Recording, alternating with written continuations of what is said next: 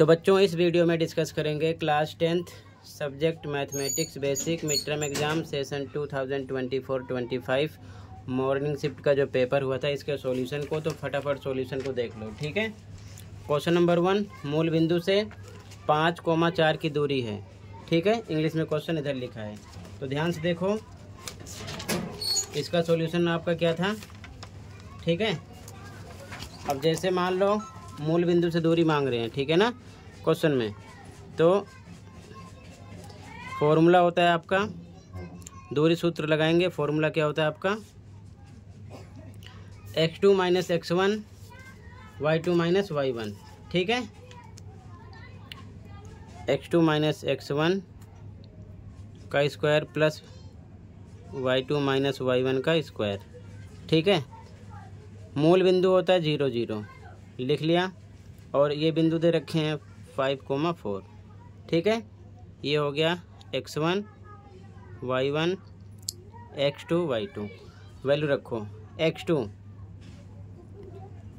x2 आपका कितना है, 5 - x1 0 का स्क्वायर प्लस y2 आपका 4 - y1 0 का स्क्वायर रूट में, ठीक है। माइनस करोगे 5 का स्क्वायर, इधर 4 का स्क्वायर हो जाएगा, कितना आएगा 25, 16 प्लस करो 41 रूट में, ठीक है। ये ऑप्शन हो गया।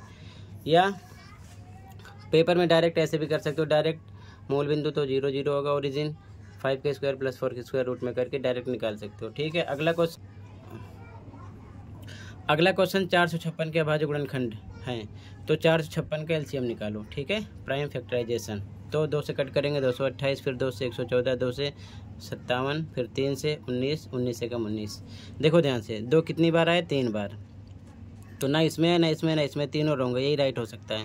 2 3 बार है, 3 1 टाइम है, और 19 1 टाइम है, तो बी ऑप्शन हो गया यहाँ पर, ठीक है। आपका क्लियर है। अगला साइन ए इतना है, कोस ए निकालना है। ध्यान से देखो, साइन ए दे रखे हैं कितना, 3/5, ठीक है। आंसर 3 है। तो ध्यान से देखो, ये क्या होता है, कर्ण, ठीक है। साइन ए आपका हो जाएगा, ये कर्ण पता है और क्या पता है, लंब पता है, ठीक है। इसमें हम निकाल लेंगे बेस, ये क्या है बेस, तो बेस डायरेक्ट निकाल लेंगे, तो होता है कर्ण का स्क्वायर यानी 5 का स्क्वायर करेंगे, माइनस में लंब यानी 3 के स्क्वायर रूट में, कितना आ जाएगा, 5 के स्क्वायर 25, 3 के स्क्वायर 9, ठीक है, आएगा 16, मतलब पेयर में से क्या निकलेगा, 4, ठीक है। इस प्रकार, ठीक है, ये आ गया 4। अब हमसे पूछे क्या है, कोस ए, तो कोस ए आपका होता क्या है, कोस ए आपका होता है b/h, यानी कि आधार बटे में कर्ण। आधार आपका 4 आ गया, कर्ण 5 है, 4/5 आ जाता है इसमें, ठीक है। क्लियर है, सी ऑप्शन हो गया, ठीक है। आगे देखो, क्वेश्चन नंबर 4 में k का मान निकालना है, ठीक है। शून्य का गुणनफल पता है, इसका सॉल्यूशन देख लो ध्यान से। ये दे रखे थे kx² - 4x - 7, इसे हम स्टैंडर्ड फॉर्म में लिखेंगे ax² + bx + c। तो a बराबर आपका k है, b बराबर आपका -4 है, c बराबर -7 है। दे रखे हैं शून्य को गुणनफल, गुणनफल मतलब अल्फ़ा बीटा दे रखे हैं, कितना, 2 दे रखे हैं, ठीक है। तो अल्फ़ा बीटा का फॉर्मूला c/a होता है, c/a बराबर 2 के होगा, ठीक है। अब ध्यान से देखो, c कितना आपका -7, a कितना आपका, a है k बराबर 2 के होगा। बाई 1 लगा के क्रॉस मल्टीप्लाई करो, 2 के बराबर -7 के हो जाएगा, तो k बराबर -7/2 हो जाएगा, ठीक है। ये आ जाता है -7/2, ठीक है। सी ऑप्शन हो गया यहाँ पर, ठीक है। ऑप्शन नंबर सी राइट है। अगला ध्यान से देखो, अगला क्वेश्चन, दी गई आकृति में त्रिभुज ABC में यदि DE पैरेलल BC है तो x का मान, ठीक है। यहाँ पर देखो, अब अंदाज़ा लगा लो हम, अब यहाँ पर शॉर्ट में ही देख लो, आप ध्यान से देखो, ये 3 है, ये इसका हाफ है, ठीक है, यानी कि ये आधा है, 1.5 है, और ये इसका डबल है, कितना है, 3 है। ये इतना 1 है, तो इसका डबल होगा 2 होगा, ठीक है। 2 ऐसे ही आ जाएगा, बी ऑप्शन हो गया यहाँ पर, ठीक है। इसका डबल हो गया, ठीक है। क्लियर है। अगला देख लो, 21 सेंटीमीटर त्रिज्या वाले एक वृत्त में अर्धवृत्त का क्षेत्रफल होगा। ठीक है, तो अर्धवृत्त का क्षेत्रफल फॉर्मूला होता है, ठीक है, semi circle, area of semi circle का फॉर्मूला होता है पाई आर स्क्वायर बटे में 2। तो पाई का मान 22/7, आर आपका पता है कितना 21, डबल टाइम रहेगा अपॉन में 2। ठीक है, नीचे रहेगा, ध्यान रखना।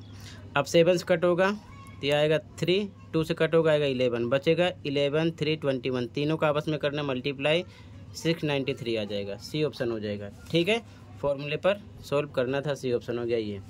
अगला क्वेश्चन, किसी बंटन का माध्य तथा बहुलक क्रमशः 28 व 16 है।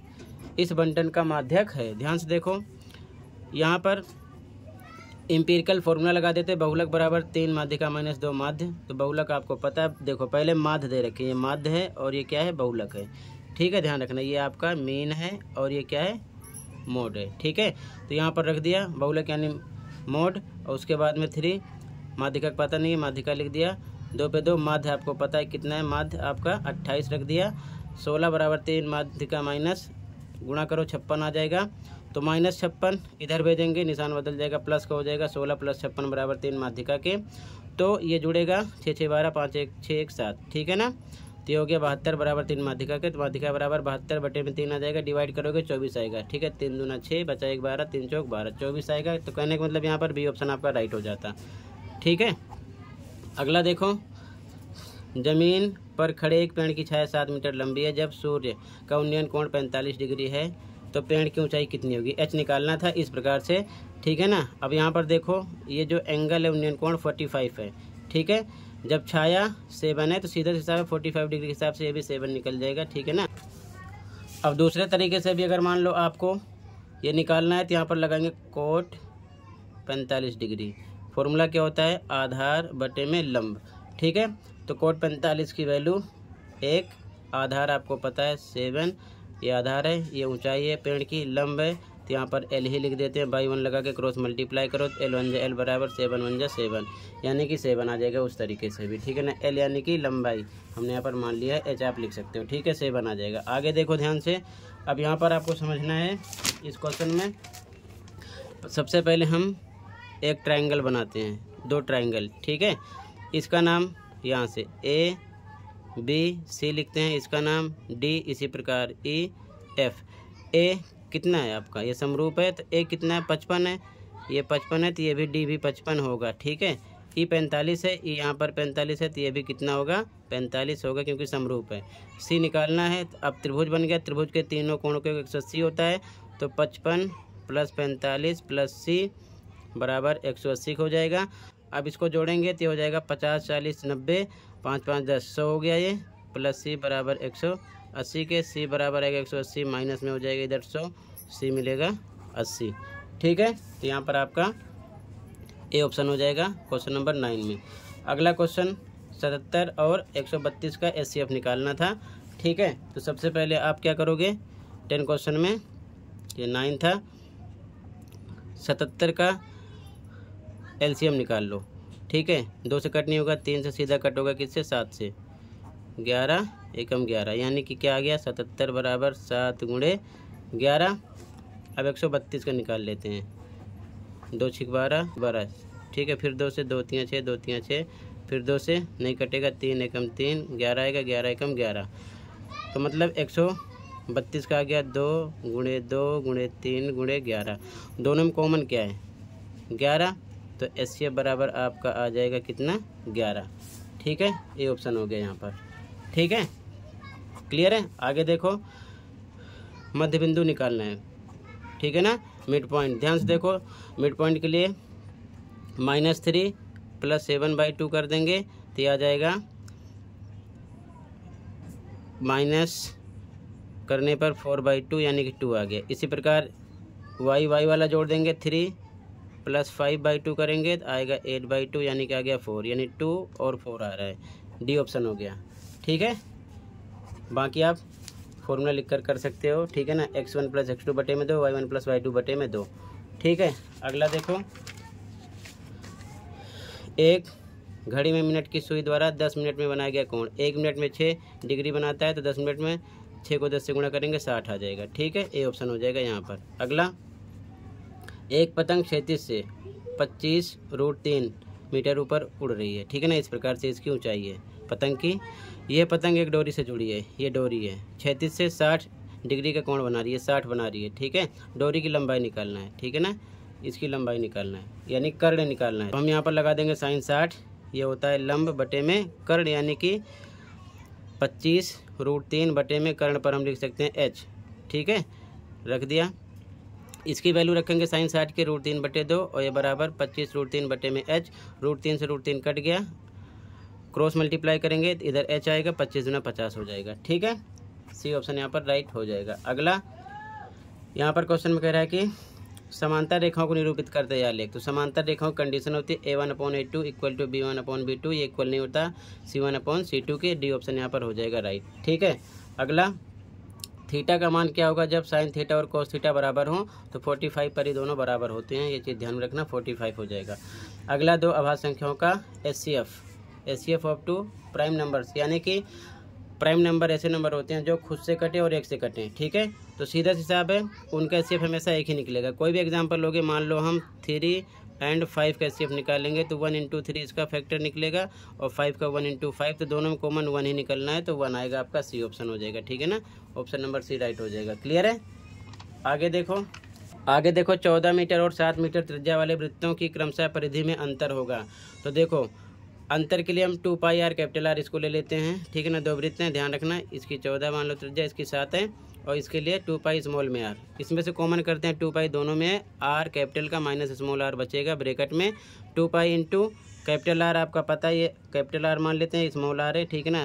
ये 14 - 7 हो गया, तो 2π, पाई का मान 22/7, 14 में से 7 जाएगा 7 आएगा, 7 से 7 कट गया, 22 दूनी 44 आ जाएगा। यहाँ पर आपका बी ऑप्शन हो गया, ठीक है ना, बी ऑप्शन राइट है इसमें। अगला क्वेश्चन प्रथम 5 प्राकृत संख्याओं का माध्य है, mean of first 5 natural number. तो 5 नेचुरल नंबर क्या होते हैं, 1 2 3 4 5 अपॉन में 5 करेंगे, यानी कि पदों का योग बटे पदों की संख्या, जोड़ेंगे 15/5 आएगा, डिवाइड करेंगे 5 × 15 हो जाएगा, बी ऑप्शन यहाँ पर राइट हो जाएगा, ठीक है। अब ABCD में आंसर देना था, यहाँ पर कह रहा है यदि के बराबर 16 है तो रैखिक में जो है असंगत है। असंगत की कंडीशन ये होती है A1/A2 इक्वल टू B1/B2, ये इक्वल नहीं होता C1/C2 के। अब ध्यान से देखो, यहाँ पर ये आपका A1 हो जाएगा, ये हो जाएगा B1, ये हो जाएगा C1, इसी प्रकार इधर ये हो जाएगा A2, ये हो जाएगा B2, ये हो जाएगा C2। A1/A2 करेंगे, A1 पर आपका K है, K/A2 आपका कितना है, 8 है, 8 करेंगे इक्वल टू B1/B2 के, B1 आपका 14 है और B2 आपका है 7, कट होगा 7 × 2 = 14, ये है आपका, ध्यान रखो K/8 इक्वल 14/7 था, तो कट करने पर 2 आया, क्रॉस मल्टीप्लाई होगी, K/8 × 2 = 16 आ जाएगा। तो मतलब ये सही है। फिर आगे कह रहे हैं कि कारण आपका यही है, तो ये भी सही है क्योंकि इसी के अकॉर्डिंग तो आंसर आ रहा है, तो मतलब यहाँ पर R और A दोनों सही है, इसका एक्सप्लेनेशन भी है, ठीक है। तो इसलिए यहाँ पर आपको A ऑप्शन लगाना था, ऑप्शन A राइट था इसमें, ठीक है। ये चीज़ ध्यान में रखना क्वेश्चन नंबर 19 में। क्लियर है। अगला क्वेश्चन देखो ध्यान से, अगला क्वेश्चन नंबर 20 इस बहुपद के शून्यक है। तो अगर हम शून्यक निकालेंगे तो ध्यान से देखो, इसको हम किस प्रकार से सोल्व करेंगे।